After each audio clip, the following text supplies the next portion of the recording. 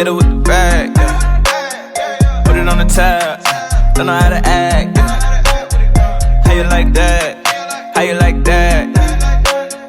She a little bad, it's a little. What's up, my Nova babies? It's your girl NovaStarr. Welcome back to my channel, and if you are new here, welcome. Make sure you hit that subscribe button down below because it's a whole vibe over here. Okay, now in today's video I will be kind of doing like a part 2 to my feminine hygiene video. I just feel like it was a couple more things that I should add on to there, a couple more things that I need to repeat for some people, and then I wanted to offer a couple of alternative ways that you can deal with things at home. Okay, so we're gonna jump straight into it because I didn't try to record this video like 3 times and it's not going very well. Okay, so hopefully 3rd time's a charm. So first tip, guys, is do not douche. Okay, like douching is bad for you. Like, okay, it's not necessarily the douching itself, but it's more so the things that are inside of the douche that you're splashing inside Miss Kitty. It's not good for her. Okay, you're just pushing the bacteria deeper inside of her. That's just not smart. Just don't do it. Don't put her through them pains. Okay. Second thing, which I feel is obvious, especially if you're a female. Like, oh my god, like y'all should been taught this when y'all were wee little age. Okay, like seriously, wipe front to back, front to back, front to back. Okay, like seriously, I can feel like, okay, guys maybe not knowing this, but ladies, like, come on now. Like, why do you want to stick your anal bacteria inside of Miss Kitty? Like, that makes no sense. Like, that's what you're doing. You're sticking the anal shit inside of her. So no, front to back, front to back. And another thing too is tissue is very drying. So if you can, try to use wet wipes, or like, you know, the cotton nail disposable wet wipes. Like, try to use those type of things, especially the ones that are actually good for your, you know, stay for your toilet, just disposable ones. It's because certain tissue, like I said, it can be very harsh down there. It can be very drying. It could throw your pH off. Like, something as simple as toilet tissue can really throw your pH off. Another thing too is shave carefully. Try to scrub beforehand so you can make your hairs more looser because it'd be easier to shave. Make sure that you're using new razors. Do not use dog razors. Take your time when you're shaving. And another thing too is use coconut oil. Y'all probably like, this girl use coconut oil for everything. I really do though, y'all. But no, seriously, coconut oil is really good for shaving. Some people will use like baby oil. I'm not really like a big Johnson & Johnson fan, so I don't necessarily use that. I have before, don't get me wrong. You know, it worked out good. So if you want to try that, go ahead. My preference is coconut oil. Another thing too is, I feel like this is obvious, but I'm gonna state it again. Make sure after intercourse that you wash and you pee. Okay, well, maybe I should say it this way. Make sure you pee and then wash. Okay.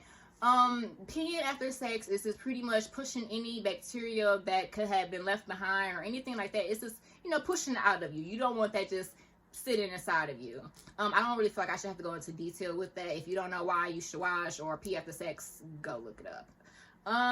Another thing too is avoid scented soaps, ladies.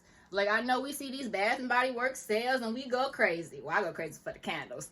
But y'all, do not use these scented soaps on Miss Kitty. Y'all are fucking her up, okay? Like, y'all throwing her pH all types off. Like, seriously. Like, if you wonder why Miss Kitty ain't getting wet, it's because, like, you didn't throw her pH off using all these goddamn cinnamon scrubs and apple buns and all this random shit. Like, no.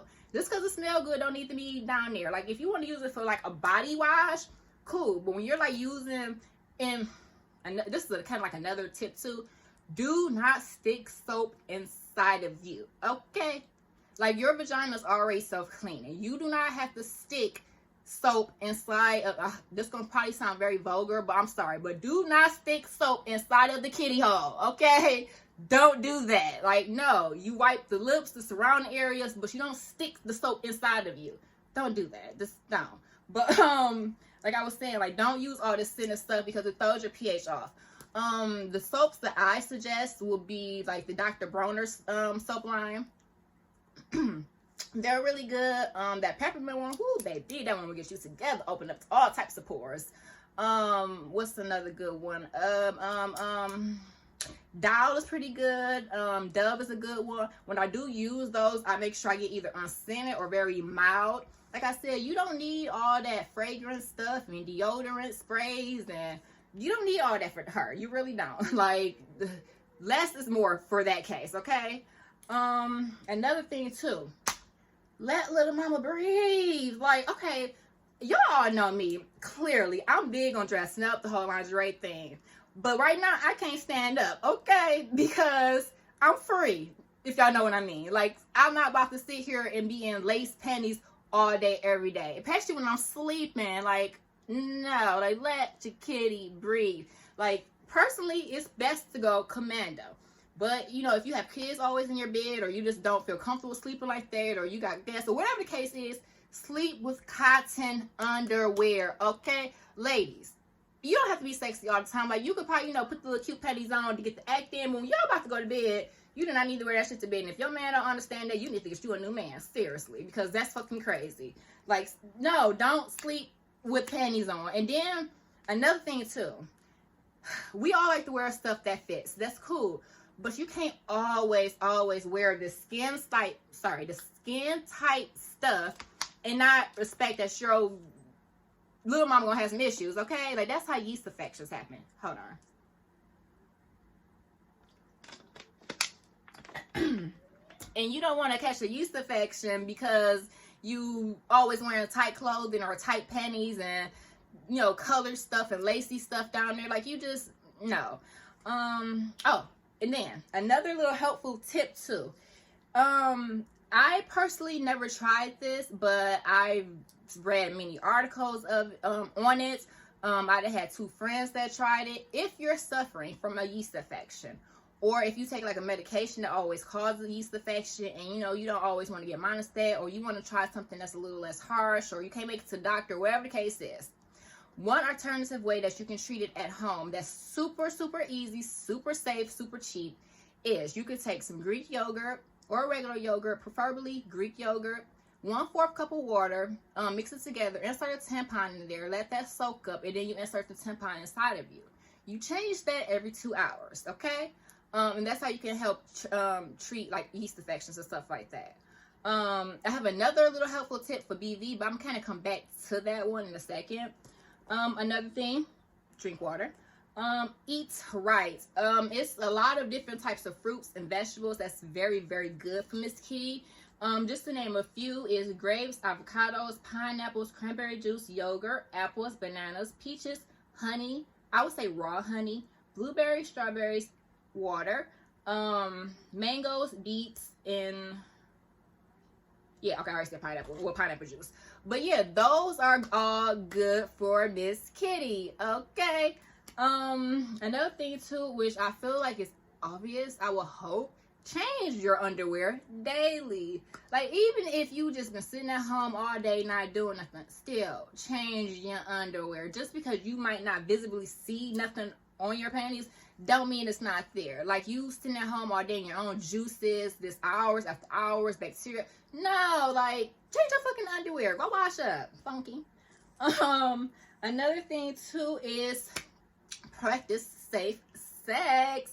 Now, if you already seen my last video of why you should masturbate, go check that out, especially if you're single.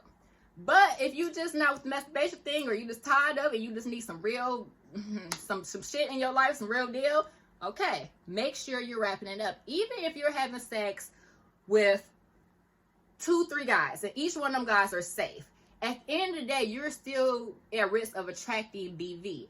Because you're mixing different juices together with your semen. Well, I'm not going to say, well, yes, stuff, because semen, juices, everything's being mixed together. And it's being inside of you. So it's just like, you're bound to catch something. Sorry to say. Like I said, even if it's not like a STD or something, you could probably still catch BV. Now, to treat that, like I said, this is not something I personally tried, so I don't really know. But I've read articles about it. And, you know, from what I read, it seemed like this one always pops up. So this is why I wanted to give you guys this one. And how to treat it is 6 drops of lavender, 4 drops of tea tree oil, 1/4 cup of coconut oil. If you don't have coconut oil, you can use grapeseed oil. You mix it all together You insert the tampon, let the tampon absorb it. Once again, you insert it inside of you, change it every 2 hours. Now, that's supposed to be how you cure, treat BV. To avoid all that, practice safe sex. Hello. It's not that hard. Or just do yourself. Safe, free, easy. Okay? That was a cute thumbnail. Okay, anyway, so another thing is to take your vitamins, ladies. Take your vitamins. As we get older and, you know, we might not eat that great, stuff like that, you know, our body starts to lack, you know, certain vitamins, stuff like that. This might not be necessarily like, well, this actually does help with vagina too. This is an overall body type thing, but you could take cranberry pills, you could take like apple cider pills, things like that, and that just helps with, you know, your pH and it just helps with everything, okay? Another thing too, ladies, before you let someone play with Miss Kitty, or before you play with Miss Kitty, wash your hands, okay? Like, seriously, like, nails hold bacteria, okay? And, like, no, you don't want no guy or yourself fucking rubbing on yourself and now you fucking wonder why you're itching to burn the next day because you done had dirty shit underneath your nails. Like, think about it. You touch doorknobs, toilet seat, well, not toilet seats, but I will hope you don't touch, like, natural stuff. Anyway, you just touch all types of shit, okay? Like, you just wash your hands before you touch down there. Seriously. Another thing, too, what I like doing, is steaming. Now, steaming is really good because what it is a bunch of different herbs put together, you sit over it and you let it steam inside of you. And what it's doing is it's pulling out toxics. It can help with like emotional distress. It can help with like past lovers. It helps with tightness. It can help with like BV. It can help with yeast infections. The reason I really got into it was because it can help with getting pregnant. It can also help with endometriosis and stuff like that. So yes, that's definitely something to look into. And then this is really good to kind of just have in your self-care regimen. Even if it's not something you want to do like every week, you can do it once a month or something. It's just very refreshing, very rejuvenating afterwards. Like, I swear, you feel like you got a whole new kitty cat when you're done, y'all. Seriously. And pretty much like the last thing is stop using baby powder.